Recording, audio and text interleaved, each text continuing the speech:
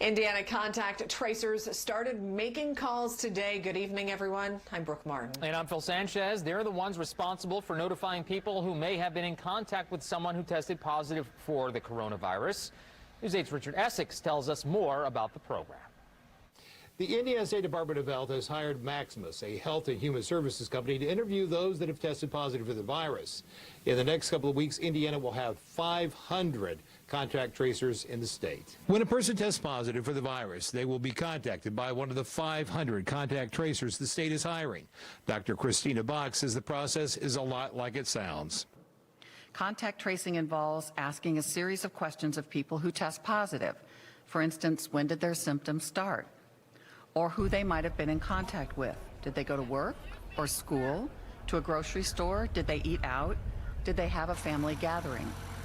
We get a list of people they might have had close contact with, then we contact those people to see if they have symptoms. The Indiana State Department of Health has awarded a multi-million-dollar contract to Maximus, a health and human services company, to provide staffing.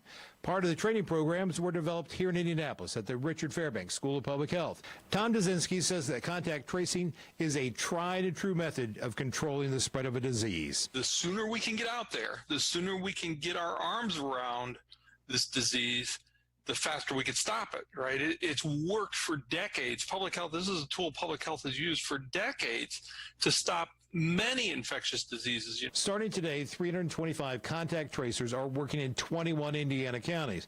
The rest of the state will get covered next week. This is a time-consuming process that requires a lot of instant notification. Yes, there are apps in development, but most of the contact will be made by phone. I think the important piece here is that we have to think comprehensively, right? We can't just assume that everybody's going to use the app or everybody's going to have a phone, that we may actually have to go door to door and talk to individuals. The National Association of County and City Health Department recommends 30 contact tracers for every 100,000 people, which means Indiana needs 2,000 people. Contact tracers will start making phone calls this week here in Indiana, so if you get a phone call from a number you don't recognize, you better answer it. It could be a contact tracer. In Indianapolis, Richard Essex for Wish TV, wishtv.com, and follow us on Facebook.